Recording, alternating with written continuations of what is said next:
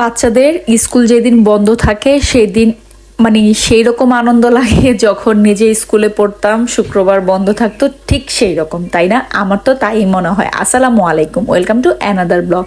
যেহেতু সাজেলের স্কুলটা বন্ধ, ওইটা ছিল শনিবারের একটা ক্লিপ, তো শনি রবি হচ্ছে ওদের স্কুল বন্ধ থাকে। তো সকালে একটু লেট করে হচ্ছে ঘুম থেকে উঠেছি, দুজনেরই হচ্ছে স্কুল কিন্ডার গার্ডেন বন্ধ। তো সকালবেলা নাস্তা করে দুইজনের মা ছেলে হচ্ছে কফি খেয়ে এখন হচ্ছে দুপুরে রান্না করব। তো আজকে সাজেলের জন্য হচ্ছে মাংসটা রান্না করা লাগবে, ওইটা একদমই শেষ হয়ে গিয়েছে। আর আমাদের জন্য হচ্ছে ঝুঁকিনি দিয়ে চিংড়ি মাছ রান্না করব আর হচ্ছে ডাল রান্না করব। এখানে আমি মুগ ডাল আর মুসুরি ডাল অলরেডি একসাথে হচ্ছে মিক্স করে সেদ্ধ বসিয়ে দিয়েছি ধুয়ে। আর এখন হচ্ছে চিংড়ি মাছগুলি ভেজে নিব। আর ভাজি আইটেম করব না, তো গতকালকে হচ্ছে ভাজি করেছিলাম, সেটা এখনো ফ্রিজে যেহেতু রয়ে গিয়েছে, তো সামান্য পরিমাণ শুটকিও আছে, তো এর জন্য আর ভাজি আইটেম কিছুই করব না। তো দেখা যাচ্ছে যে ম্যাক্সিমাম দিনেই হচ্ছে রাতে আমাদের পাস্তা খাওয়া হয় বা পিজা খাওয়া হয়, তো দেখা যাবে যে থেকে যাবে, তো যতটুকু আছে আগে ওইটা খেয়ে শেষ করে দেন হচ্ছে তারপরে আবার রান্না করব।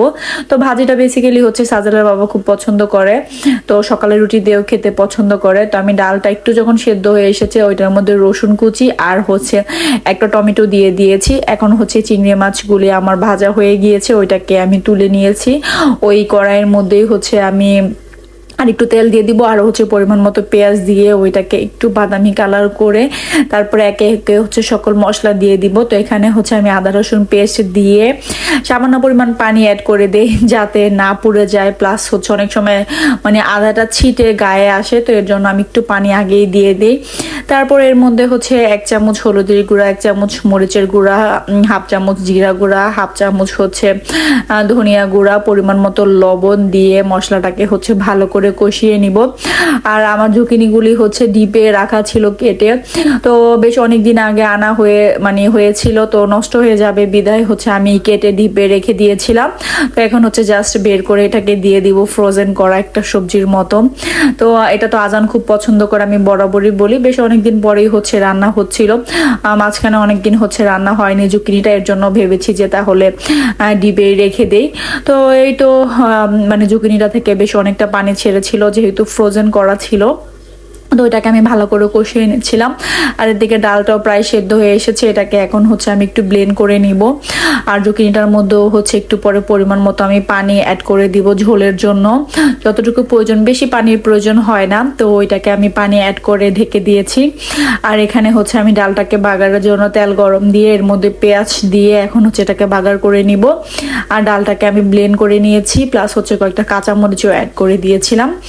এখন হচ্ছে জুকিনিটার মধ্যে চিংড়ি মাছগুলি দিয়ে একটু নাড়াচাড়া করে লাস্টে জিরা ফাঁকি আর হচ্ছে ধনেপাতা দিয়ে নামিয়ে নিব। তো আজকে আর তেমন ঝামেলার কত মানে রান্না নেই, তো যেহেতু দুইটা বানারি জ্বালিয়েছি, তো একসাথে সব রান্না করিনি। মাছটা রান্না হলে তারপরে হচ্ছে আমি মাংসটাকে রান্না করব। তো মানে আমার ধনেপাতাটাও ফ্রোজেন করা ছিল, দেখা যাচ্ছে যে ম্যাক্সিমাম জিনিসই ফ্রোজেন করে রাখি, কারণ একদমই অল্প অল্প করে লাগে, একটু বেশি করে আনলেই সেটা হচ্ছে নষ্ট হয়ে যায়। এর জন্য কেটে ডিবে রেখে দিলে দেখা যাচ্ছে যে পরবর্তীতে ইউজ করা যায়। তো কে কে আমার মতো এরকম করেন অবশ্যই কমেন্ট করে জানাবেন যে নষ্ট হওয়ার ভয়ে কেটে হচ্ছে ডিবে রেখে দেন। তো এদিকে এই তো জুগিনিগুলি প্রায় হয়ে গিয়েছে, একটু ঝোল কমে হচ্ছে আমি নামিয়ে নিব। এখন ডালটা হয়ে গিয়েছে, ওইটা নামিয়ে হচ্ছে আমি ভাত বসিয়ে দিয়েছি। আর এখন জুগিনিটা নামিয়ে আমি হচ্ছে মাংসটা বসিয়ে দিব। তো আগে মাংসগুলিকে ভালো করে ধুয়ে হলুদ মরিচ আর লবণ দিয়ে হচ্ছে মাখিয়ে এখন ভেজে নিব। তো ভেজে তুলে ফেলার পরে হচ্ছে ভালো করে মশলা কষিয়ে তারপর হচ্ছে এটাকে রান্না করব। তো আজকের মানে ছোট্ট একটা ভিডিও, আশা করি আপনাদের ভালো লেগেছে। যদি ভালো লেগে থাকে তাহলে অবশ্যই একটি লাইক দিবেন, আর ভিডিও সম্পর্কে কোনো মন্তব্য থাকলে অবশ্যই আমাকে কমেন্ট করে জানাবেন যে আমার ভিডিও আপনাদের কাছে কেমন লাগে। যদি ভালো লেগে থাকে অবশ্যই আমার ফেসবুক থেকে দেখে থাকলে ফেসবুক পেজটাকে ফলো করে রাখতে পারেন, আর ইউটিউব থেকে দেখে থাকলে ইউটিউব চ্যানেলটাকে সাবস্ক্রাইব করে দিবেন যাতে পরবর্তী ভিডিওগুলি আপনারা দেখতে পারেন। তো এইদিকে আমি মাংসগুলি কষাতে কষাতে হচ্ছে ভাতটাও প্রায় আধা আধা মানে সেদ্ধ হয়ে এসেছে। তো সিম্পল রান্না ছিল।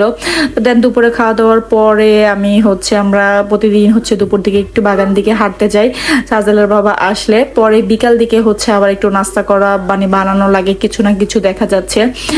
সাজেলের বাবা তার বিকালে থাকে না, আস্তে আস্তে রাত হয়ে যায়।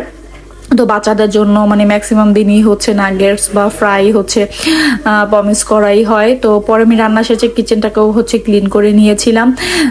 তো কিচেন ক্লিন না করলে আমার একদমই ভালো লাগে না, তো খুব ভালোভাবে হচ্ছে ক্লিন করে নিয়েছিলাম। পরে বিকালে সন্ধ্যার দিকে হচ্ছে আমি এদিকে নাগেটস ভেজে নিয়েছি, আর এখন হচ্ছে ফ্রাই করে নিয়েছিলাম মানে আলুগুলিকে। তো আজান হচ্ছে ঘুম থেকে উঠে আমার সাথে হচ্ছে সবসময় কিচেনে এভাবে বসে থাকে, তো সে কান্নাকাটি করে এর জন্য বসিয়ে রাখি, আর এদিকে আমি হচ্ছে নাস্তা বানাচ্ছিলাম। পরে তার ঘুমটা ভালোভাবে কাটেনি, সে হচ্ছে সোফায় শুয়ে শুয়ে হচ্ছে টিভি দেখতেছিল, আর আমি খাবার দিয়ে রেখেছি, সে খাই মানে বেশ অনেক টাইম পরে খেয়েছে। তো যাই হোক, আজকের ভিডিওটা এই পর্যন্ত। সবাই ভালো থাকবেন, সুস্থ থাকবেন, আমার চ্যানেলের পাশে থাকবেন। সবাইকে কাছ থেকে বিদায় নিয়ে নিলাম। আল্লাহ হাফেজ।